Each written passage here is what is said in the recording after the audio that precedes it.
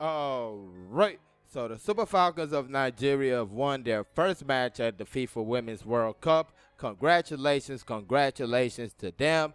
The game was against Australia, but we had to beat their players, the fans, the ref, and even the match officials. Now, before we get into more details about the match, please don't forget to like and subscribe. Thank you very much. So, Nigeria defeated Australia by 3-2 in their second match of the competition.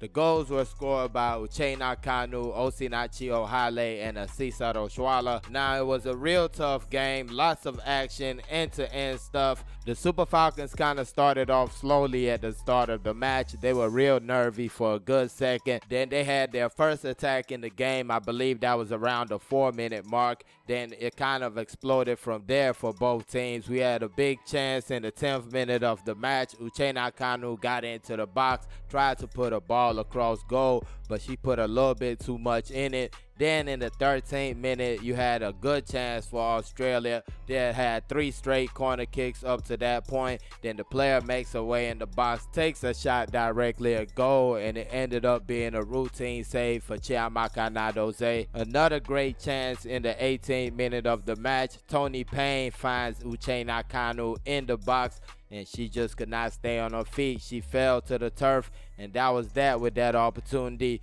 Then in the 21st minute, you had the first booking of the match. Michelle Alozie goes down for a tackle, misses the ball, but gets a piece of the player. Actually, it seemed like the player kind of stamped on her, but she was given the yellow card. And then you see the discrepancies with the referee's decisions. Later on in the game, the 36-minute mark, a real harsh tackle by the Australian, and all she got was a talking to by the referee. And that was basically the story of the game. Real bias officiating, in my opinion. We could not even go for 50-50 balls. She was blowing all kind of silly, clownish fouls. The Super Falcons had another good opportunity in the 41st minute of the match. Ashley plumped her with an improvised type of finish. It was a shot taken by Christy Uchebe. Seemed like an easy routine save for the goalkeeper, but Ashley got the deflection and changed the direction, but the ball just went slightly off target. Then we finally had the first goal of the game, which was scored by Emily Van Egmond of Australia. So it started off with a poor goal kick by Chiamaka Nnadozie,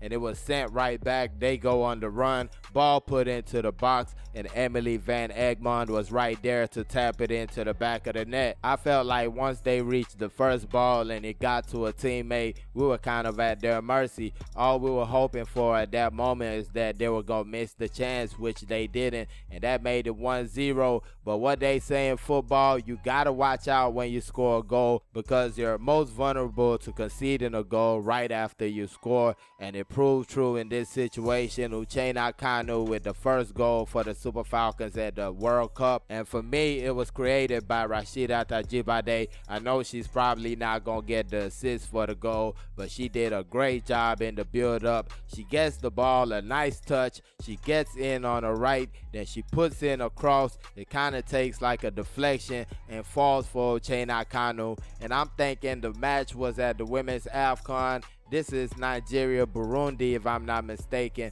and she had an opportunity just like that. Ball just comes to her, and first time she puts it in the back of the net. She does that this time. Exquisite finish.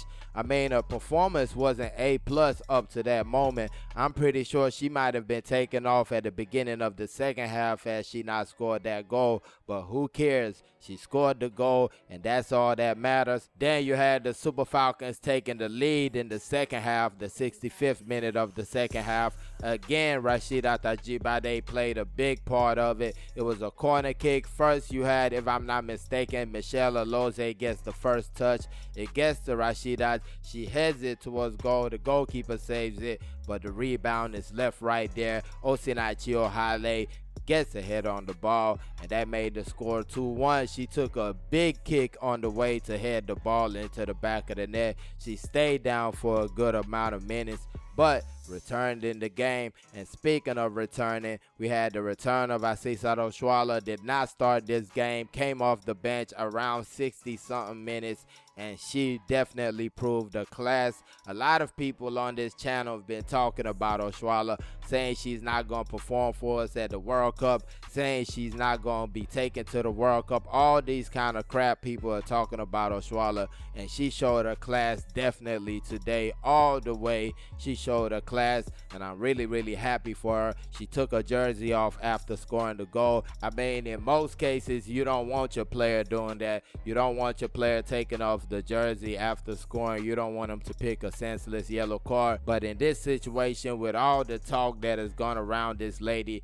I was very happy that she did that. I'm really proud of Asisat Oshoala because she definitely deserves this situation right here. Now, right after that goal, I felt like the referee completely turned against us. We couldn't even go for 50-50 balls. Oshoala winning balls and they blowing fouls. Anything we do is a foul, and we're getting thrown around by the Australians, getting injured left and right, and none is being done about any of these situations. Then you got the 11 minutes added for injury time. I know we did have a couple situations in the game. You had Halimatu Ayinde picking up an injury and having to be subbed. You also had Rasheedat Ajibade slamming her head on the turf. So I can definitely understand the reason why time was added. But 11 minutes, that's a little bit too long in my opinion. Now, it definitely wasn't long enough for Australia to come back all the way into the game, but they did get another goal, and that was the 10th minute of added time. The goal was scored by Alana Kennedy through a corner kick. I felt like the Super Falcons did a great job all day with their set-piece defense,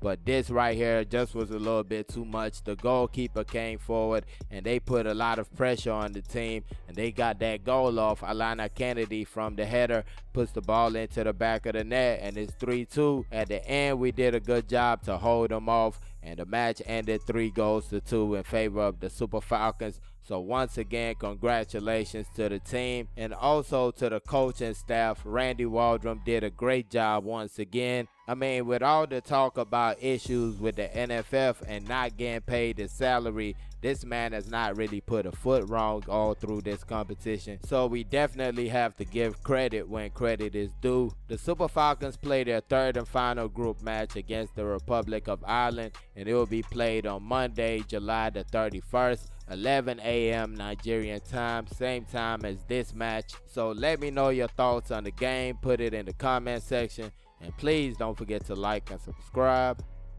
Thank y'all for watching. Peace.